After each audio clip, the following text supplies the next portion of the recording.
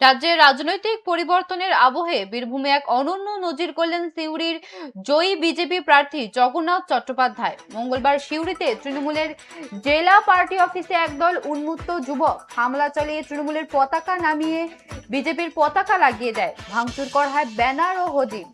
এই খবর পাওয়া মাত্রই কোনো দেরি না করে সশরীরে ঘটনাস্থলে পৌঁছে যান জগন্নাথ চট্টোপাধ্যায়। তিনি নিজে দাঁড়িয়ে থেকে তৃণমূলের পার্টি অফিস থেকে বিজেপির পতাকা খুলে ফেলেন এবং দলীয় কর্মীদের নির্দেশ দেন যাতে প্রতিপক্ষের ব্যানার ও ফেস্টুনগুলিকে সসম্মানে একপাশে সরিয়ে রাখা হয়। নবনির্বাচিত বিধায়ক স্পষ্ট জানিয়ে দিয়েছেন, যারা এই ধরনের হিংসাত্মক কাজ করেছে তারা আদতে বিজেপির কেউ নয়, বরং বিজেপি সেজে কিছু লোক এলাকায় অশান্তি করার চেষ্টা করছে। সিউড়িতে রাজনৈতিক সৌজন্যের নজির, পার্টি অফিস থেকে দলীয় পতাকা সরালেন জয়ী প্রার্থী।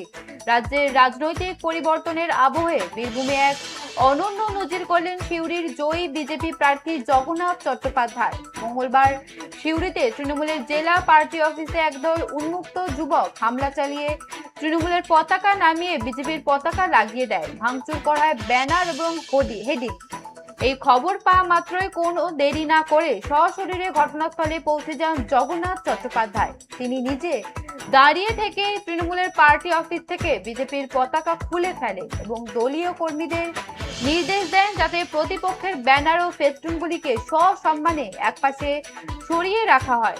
নবনির্বাচিত বিধায়ক স্পষ্ট জানিয়ে দিয়েছে, যারা এই ধরনের হিংসাত্মক কাজ করেছে তারা আদতে বিজেপির কেউ নয়, বরং বিজেপি সেজে কিছু লোক এলাকায় অশান্তি করার চেষ্টা করছে।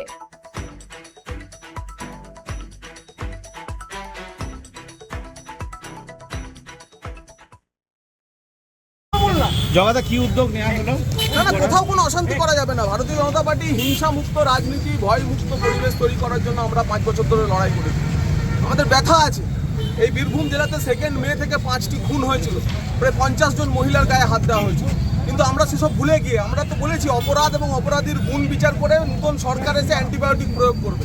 কিন্তু গতকাল রাত থেকে হঠাৎ করে কিছু নতুন বিজেপি হয়েছে, তারা চতুর্দিকে তাণ্ডব চালাচ্ছে। এটা আমরা করতে দেবো না। আমি নিজে রাস্তায় নেমেছি। তার দায় কি বিজেপি নেবে? কোনো বিজেপি দায় নেবে না। পুলিশ প্রশাসন, আমি এসপিকেও বলে দিয়েছি যে কড়া ব্যবস্থা নিন যাতে আগামী 5 বছর এরা জেলে থাকে। আমরা বীরভূমে অশান্তি চাই না। আমরা তৃণমূল কংগ্রেস, আমরা এই অশান্তি করতে দেবো না। আমি এখনই এই মুহূর্তে থেকে পারুলিয়াতে ছুটপুট কিছু অশান্তি হয়েছে, আমি পারুলিয়া যাচ্ছি, আমি চিনপাই যাচ্ছি, সদাইপুরের বিস্তীর্ণ এলাকা আমি নিজে ঘুরবো, নিজে দাঁড়িয়ে কারোর যদি কোনো হয় তার ব্যবস্থা করব। তৃণমূলের